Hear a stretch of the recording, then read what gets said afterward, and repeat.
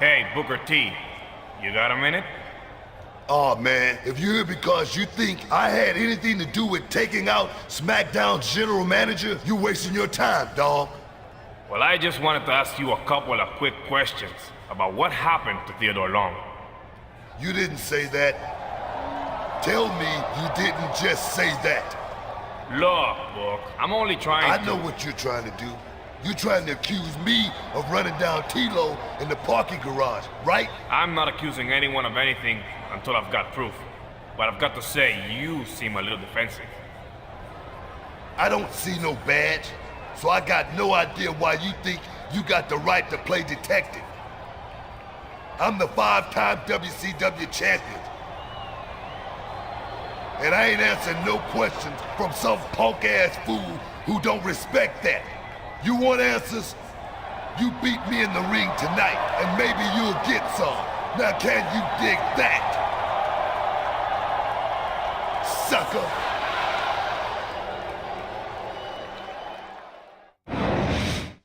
Can you dig it? Alright, welcome back with Bean O'Mac. Today, folks, are going to continue our playthrough of WWE Smackdown vs. Raw 2006.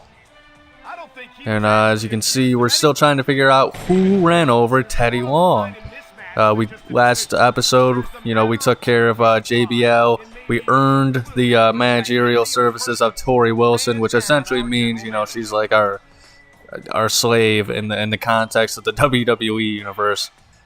Managing you down to the ring, well, obviously, they're having sex. Of course they are. How it was back at this time. But anyway, hey, at least this time it's probably consensual. But anyway, now we're still trying to figure out who, ran over Teddy Long, which was at the very beginning of the story mode, which coincidentally also involved Tori Wilson. And, we have just, as you've seen, accused Booker T. I'm surprised people, don't have anything, bad to say about this particular storyline, just because, people didn't like the time in WWE when Triple H feuded with Booker T. And, he used the term nappy hair, which I understand 100%. But, it's interesting that, they weren't like, oh, so now, he's going after the black guy or whatever, like that. But I think this is the last WWE game with the official, Booker T, because I think in 2007 that's when he became King Booker, right? At least active run, I should say, because obviously, in later games he'd come back as Booker T. Even in, I think, WWE 13 for whatever reason. Which, actually, now that I think about it, I think he was actually a part of the roster at the time, so that's probably why. But I don't even think it was like an Attitude Era version of him, but just a bit of trivia. Yes, the old pre-match minigame. I actually thought these things were kind of cool. They added something back in the day. Looks like we matched up. But that's pretty crazy. I don't know how you're even supposed to really beat that exactly with that little sliver. But we have also updated the difficulty. We are now playing on hard mode. I feel like I've gotten a good grasp of the combat system at this point. So, if we do good with this, maybe I'll turn up to Legend. But I also don't, I know that these games back in the day, on some of the higher difficulties, it would be pretty long matches, so I don't want to, drag out matches for the sake of it, if I can help it. So we'll see how long these matches on hard are.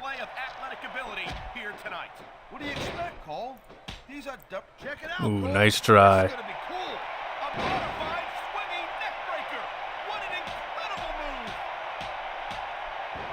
I don't really understand how that's kind of considered a dirty move, because I get the idea that it's supposed to be like punches to the face and, closed fists and wrestling is supposed to be not allowed, but at the same time, it kind of has it feels like you're, looks more like you're brushing the side of your hand against their face.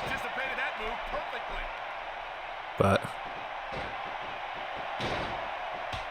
does anybody ever remember when Undertaker used to do that weird move where he would just grind his forearm on like the dude's face. I'm just kind of wondering, like, I don't know, I've never had that happen to me, so granted, but like, it just seems like a weird wrestling move to me. Like, at that point, he might as well just, you know, give, you know, his opponents, like, Indian sunburns or something like that.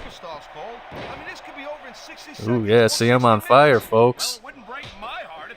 I find it interesting, Carlito is one of the few characters in this game that actually has an alternate attire. Which, I mean, all it is just his entrance outfit, but still, I mean, it's kind of cool that, you know, he had an alternate outfit to begin with, when I think there's only, like, maybe 6 or 7 characters in this game in total that have alternate outfits. Because John Cena also has, like, I don't think it's his entrance outfit. I think it's just the big jersey he wears, and that's it. I'm surprised it wasn't even a 2. But, there's that, and then there's also the, Kane, Masked Kane is just a regular outfit in this game, and it's unlocked at the start, and that's kind of one of the main reasons why I love this game as well. And then I think Triple H and JBL have the suits, and maybe there's more characters with different outfits, but I can't think of it off the top of my head. So I think that's everybody, really. But, you know, correct me in the... Oh, wait, no. Stone Cold, he also has an alternate outfit in this game, which is, you know, pretty much just promo outfits and stuff like that. So I think that's everybody, but, you know, correct me in the comments if I'm wrong. But, yeah, something that was kind of sad is, you know, from Shut Your Mouth and onwards, or, like, after Shut Your Mouth, you know, we progressively seen less and less alternate outfits in this series for the PS2 games, and I always just thought that was, you know, a travesty, because Shut Your Mouth, I believe, had not only just, you know, everybody got an alternate costume, but I believe some characters, you know, got, like, up to, like, 3 or 4 outfits. I think it was 3. Hey, just because the bell rang doesn't mean it's over, Cole. There's a lot of pride on the line between these 2 superstars.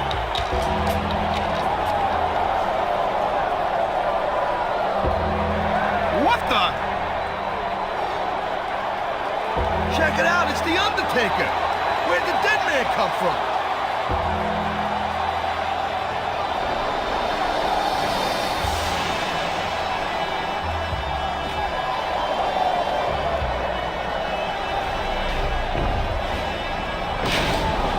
Undertaker just chokeslammed Booker T. Booker was exhausted from that match.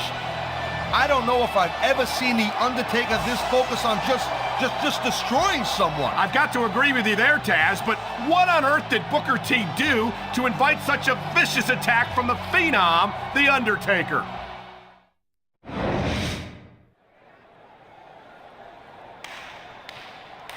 Hey, congratulations. Here I was, thinking a snoop like you didn't have any friends in the locker room. But it looks like I was wrong. So tell me, how did you convince The Undertaker to take care of your dirty work for you? Look, Kurt, I've got no idea why Taker went after Booker T last week. And if you're accusing me of something... Whoa, looks like someone doesn't like the taste of his own medicine. You don't seem to mind accusing every superstar on the roster of taking out Teddy Long. But when you get caught red-handed taking out another superstar, all of a sudden, it's a different story. Something wrong with your hearing, Kurt? I don't need The Undertaker or anyone else to fight my battles for me. And if you got the guts to meet me in the ring tonight, I'll prove it to you. You want to challenge me, an Olympic gold medalist, to a match tonight? If that's the way you want it, then you can face me in a submission-only match. It's your funeral. But remember this, bucko. If that freaking zombie shows up, I'm putting both of you 6 feet under.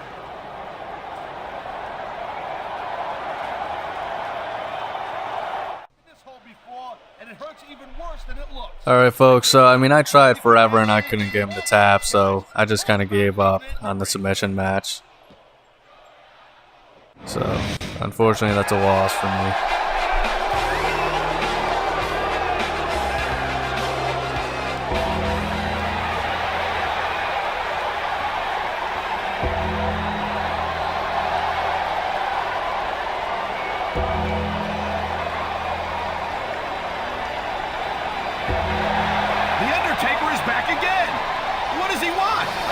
pretty obvious, Cole. Kurt Angle was right. The dead man's taking care of his partner's dirty work for him. I don't know about that.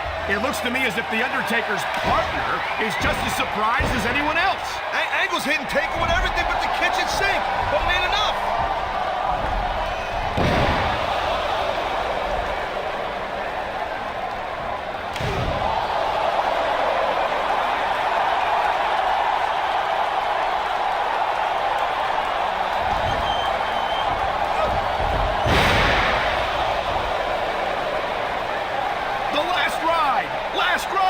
The dead man has destroyed the Olympic hero. That's 2 superstars in 2 weeks, Cole. And notice who's getting away without a scratch once again.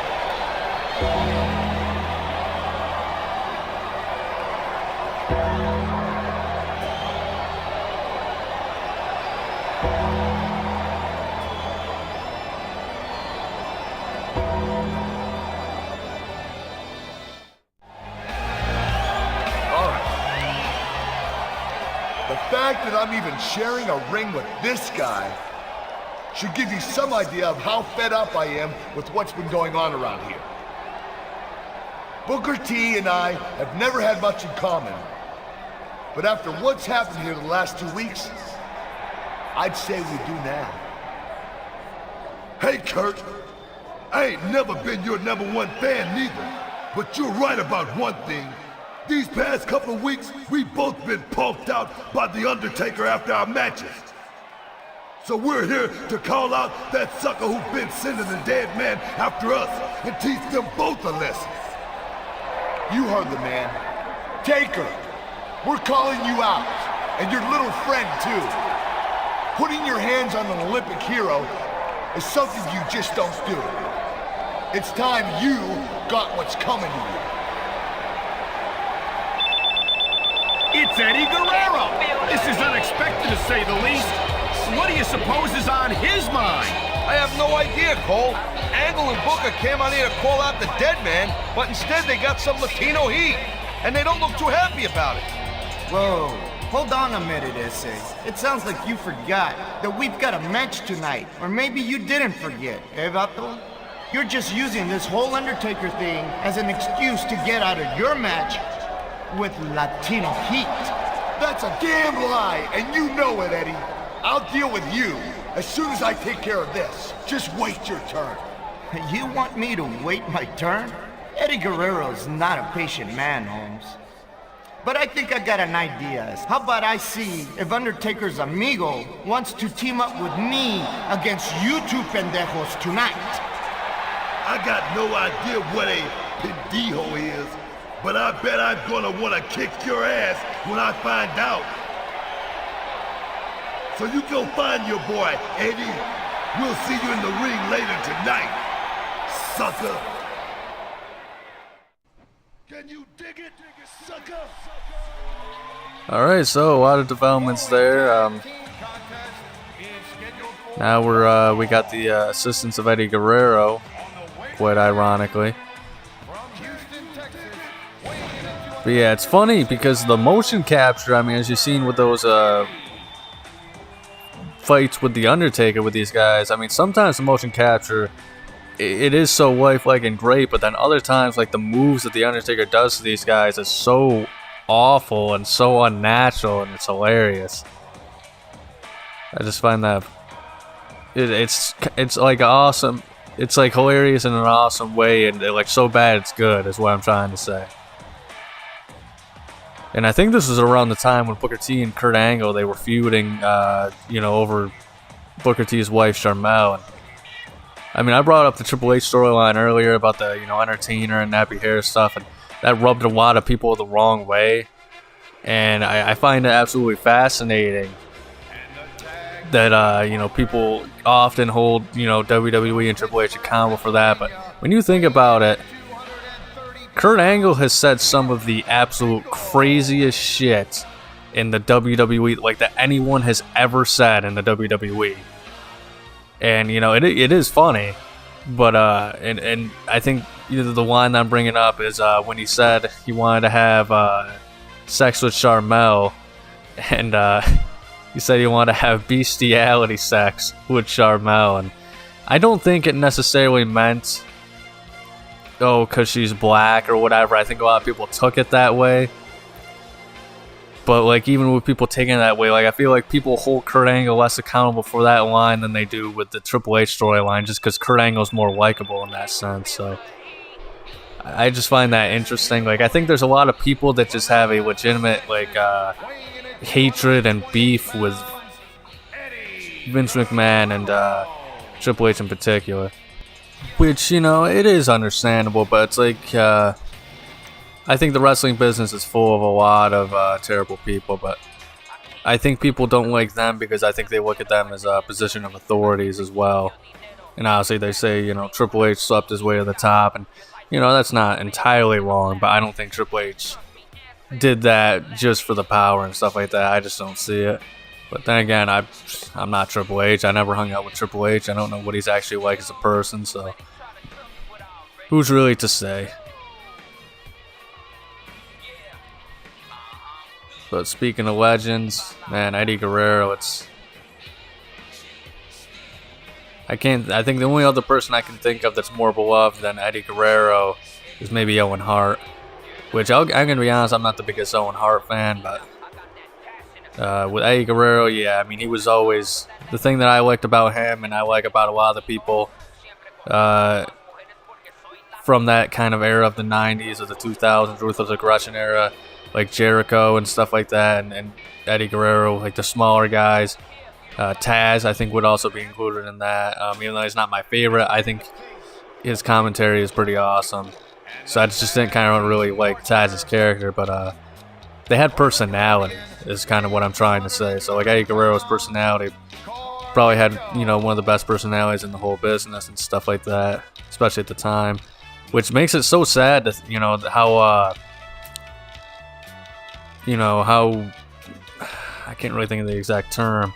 I want to say fragile his ego is, but that's not really what I'm trying to say. How little his self-esteem was in a lot of ways. Like when he was WWE champion, and then, you know, he was like, hey, you know, you have to take this belt off of me because the ratings are going down. I can't handle the stress, and that's just really sad to hear. Apparently, you know, obviously we've heard, you know, that he was going to get another title reign and be the one to end Batista's title reign. According to Stephanie McMahon, I could be wrong, but I think she's also the one that said that Owen Hart was going to win the Intercontinental title against the Godfather at Over the Edge. So I don't know if those things are actually true, or if she or, you know, anybody else in the WWE said that just to kind of, because they thought that it would like not necessarily ease the blow, but it was like, oh, you know, we had plans for them, it was going to be big and all this sort of stuff. Because the Owen Hart thing, I don't know if I believe that. Like, it's not like impossible or anything, and the Intercontinental title was juggled around at that time, but I mean, like, I don't know, I think we can all agree the Blue Blazer stuff, you know, it was kind of funny for a little bit, but, you know, I mean, was it really championship belt worthy? I mean, I don't know. I just thought that, like, regular Owen Hart was just a little bit better. And it was just kind of like a really stupid thing. But if you talk about, you know, like Eddie Guerrero, I mean, that one could be a lot more plausible. Just because, you know, once again, I mean, it's tough especially after, you know, hearing the story about how desperate he was to get the title off of himself. I mean, did he gain more confidence? Did he believe he could really run with the strap this time again? When you think about it, like, just it's kind of mostly just the moment as well as the moment at WrestleMania 20, but like he didn't really have that good of a reign when you think about it. Like, it was very short. So like when he won the title, it meant a lot to a lot of people, and then when he, you know, celebrated with Benoit at WrestleMania 20, I mean, it was incredibly memorable for, you know, obviously because they both, you know, best friends reached the top of the mountain together at WrestleMania. And of course, you know, Kurt Angle had a amazing match with Eddie Guerrero at WrestleMania 21 and all that sort of stuff, but it kind of goes to show that, you know, segments and moments are kind of what really make things, rather than like a long reign or anything like that, or good matches, so to say. So obviously, you know, they had pretty good matches with Lesnar and Angle, but Well, actually, all the way through when you think about it, but I think it was the moments that meant more rather than the matches. Eddie Guerrero, what are you doing, man? Come on. See, this is what I hate about the AI for tag matches. Like, they go out, then the count starts, and everything gets crazy and stuff like that. And then people start jumping each other for a while, and it's just so annoying. When it comes to fan favorites, there's no superstar more beloved by the WWE. One thing that always disappointed me, though, too, is, and honestly, you know, he passed and stuff like that, but, like, and it was really cool that he was just kind of included as a legend in SmackDown vs. Raw 2007, but that was the year they could have added him with the French tips. Or not French, the frosted tips is what I meant to say. I don't know what I'm really saying there, but yeah, see, I'm not trying to win due to cheating methods this time. Or at least not the count-out method. But, yeah, they kind of, I think, I don't even, did they ever actually have that outfit and, you know, have him with his, you know, frosted tips outfit later on, or am I just crazy in a game? I could be wrong, but, like, it's kind of like, for as much as it's cool to have him in 2007, like, it was clear as day they kind of just ported him over from this game. And also pretty crazy when you think about it, Mr. Kennedy had the last match of Eddie Guerrero in WWE.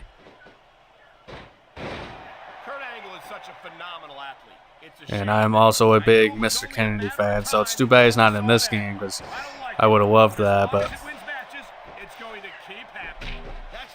I think he was a missed opportunity there. I think there's a lot of mid-carders at this time. See, this is what I'm talking about with the ref getting in people's way, and then he's, you know, of course he's getting in people's faces, so that way, you know, you hit him again. But, yeah, I mean, I think Carlito was someone that they kind of dropped the ball on, and, you know, they have said, you know, Carlito, he was lazy, and he didn't work as hard as he should have, and, you know, like I mentioned in a previous episode, I guess he was sleeping with he was more worried about sleeping with the divas in the back, and I'm assuming some fans than, you know, actually becoming a main eventer. And apparently, that's just something, like I said, I think apparently everybody was freaking sleeping with all the divas at the time, like Batista, John Cena, Carlito, CM Punk. So, it's nothing new, I guess, but if they could, you know, if they could become main eventers and worry about getting away and stuff like that, and still become main eventers, you know, I don't know why was Carlito such a special case in that situation, you know what I mean?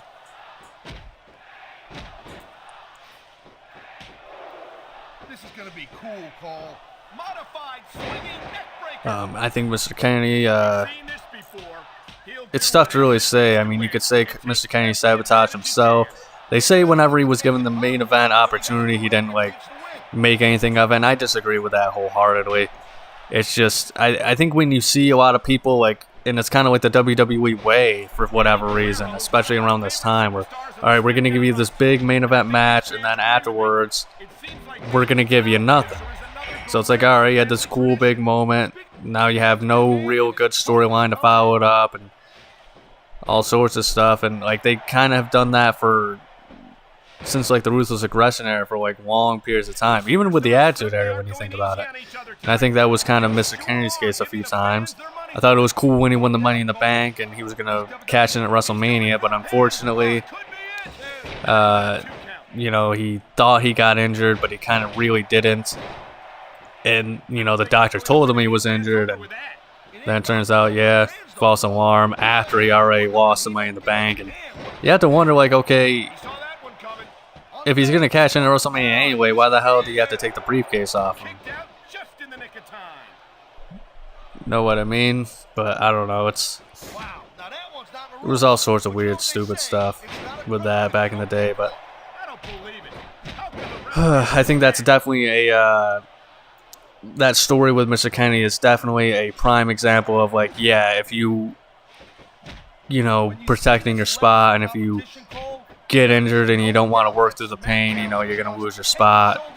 I think that's prime example right there, unfortunately.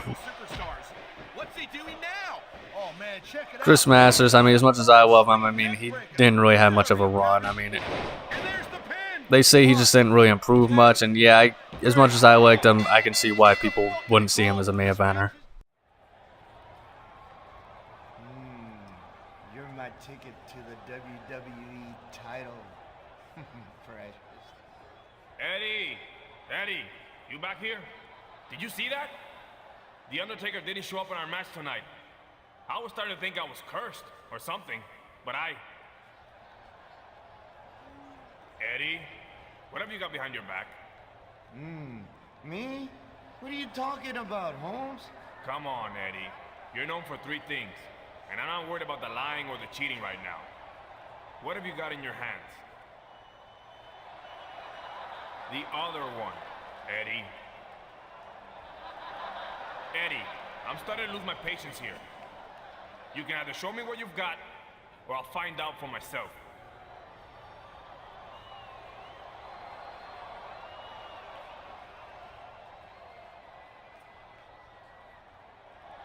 Is that what I think it is? Yeah, well, it's an Undertaker's urn, Holmes. I found it a few weeks ago. They say that whoever's got the urn controls the Undertaker. So you were responsible for all of the Undertaker's attacks lately. But why? Come on, Holmes. Think about it. SmackDown's got no general manager. It's survival of the fittest around here, man. With the power of the Undertaker, Latino heat's going all the way back to the top. And you could come along too and say, think about it. You, me, the dead man, we'd be unstoppable. I don't know about this, Eddie. Take your time and think about this, Holmes. Just give me your answer before No Mercy this Sunday. But I've got to warn you, ese vato. If you ain't with me, you're against me, Holmes.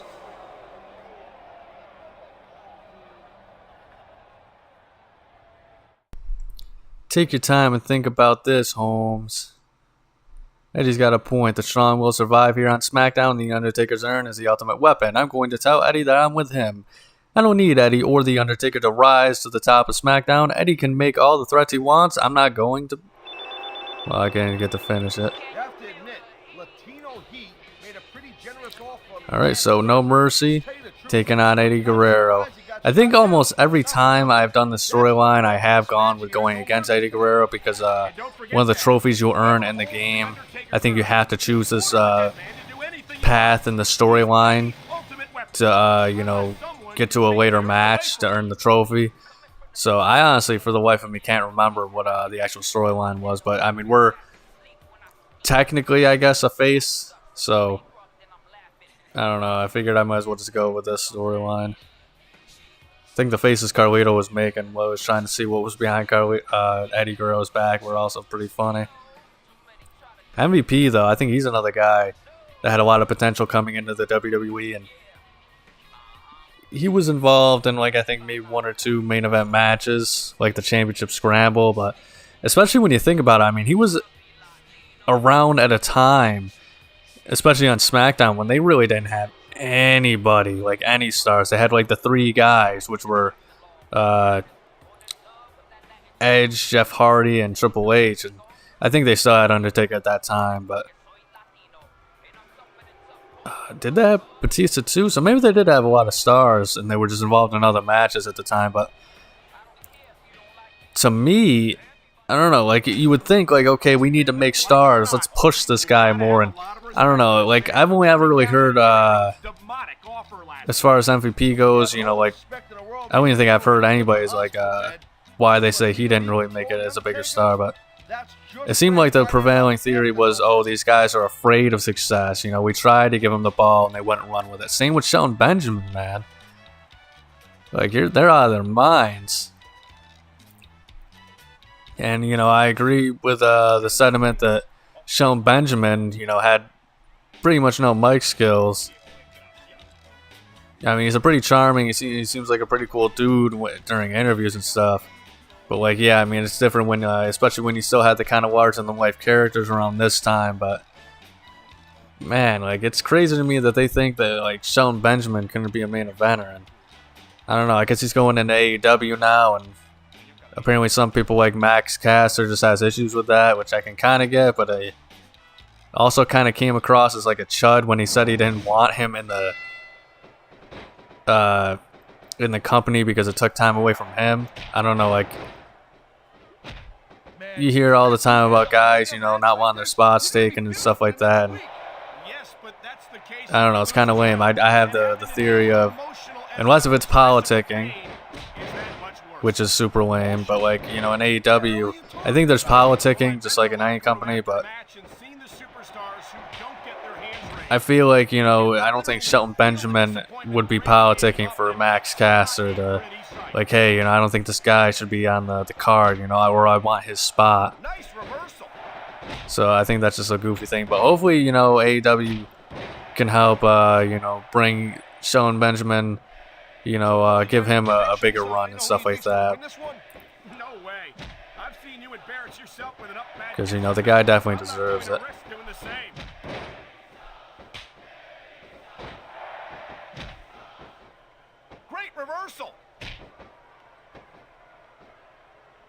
But I don't know. What do you guys think? Who do you think is one of the more underrated mid-card acts in the Ruthless Aggression era?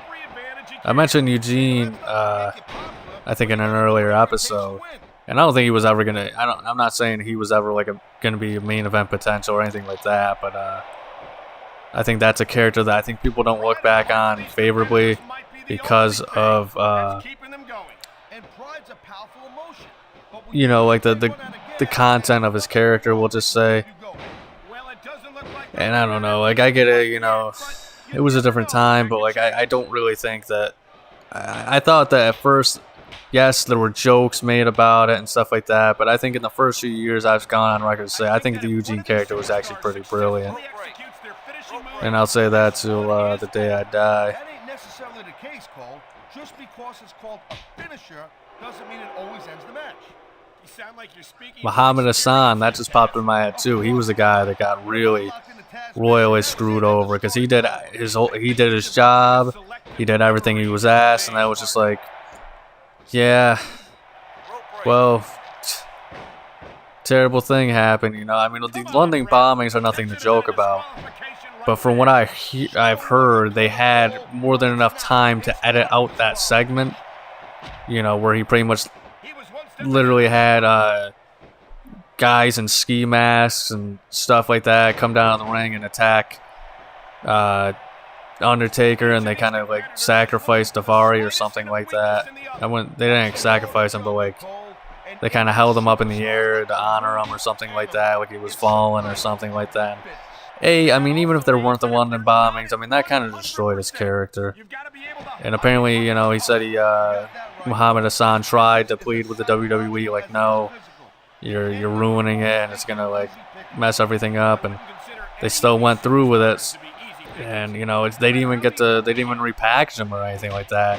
For a guy that pretty much literally just proved with that character, like, yeah, I could be a main event star, and not to get a second chance. Like, I mean, come on, that's literally the kind of crap that like his character was spouting. Like, obviously he wasn't Arab, I think he was Italian, but like he was literally a guy who got held back due to circumstances outside of his control and stuff like that.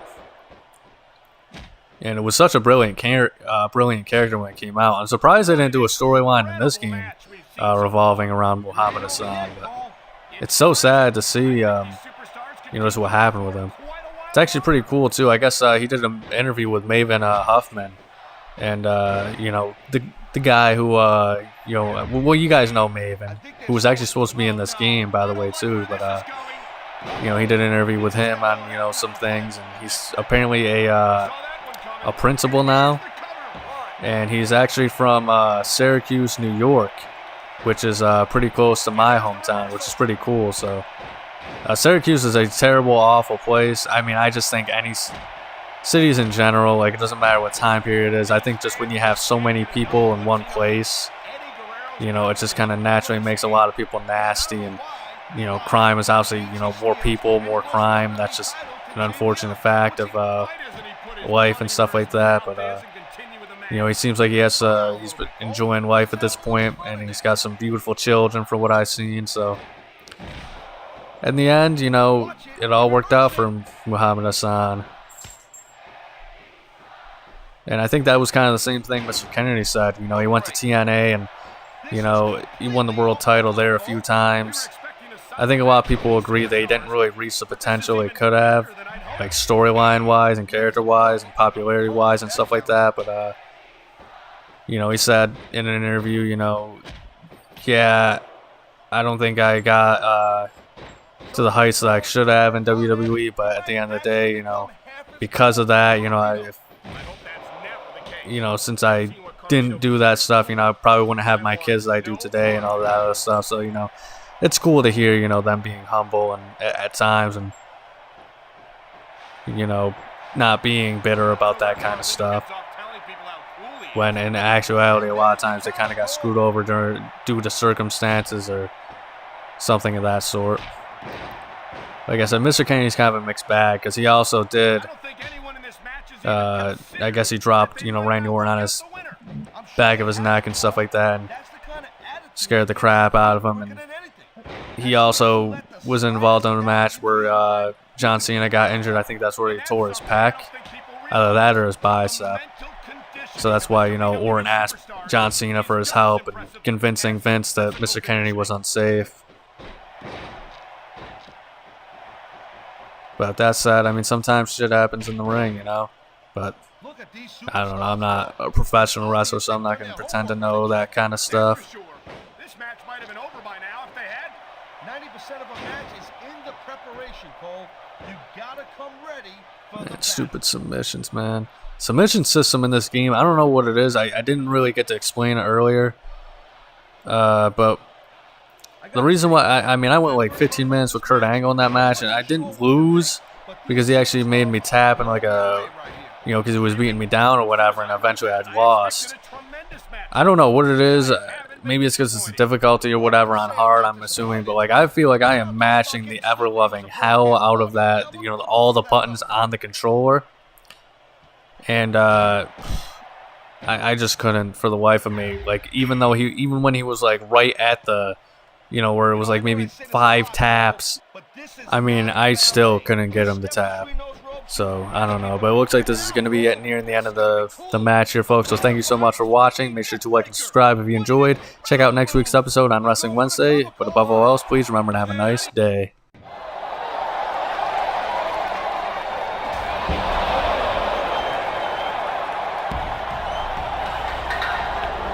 Eddie's going for that urn, Cole. And whoever holds that demonic urn controls The Undertaker.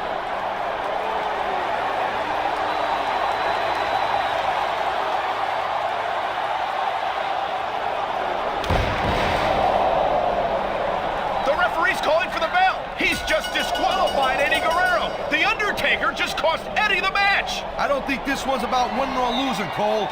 It's about who's going to be able to walk out of the arena tonight. Whoa, whoa, whoa! My God, a chokeslam all the way from hell. What's Eddie doing now?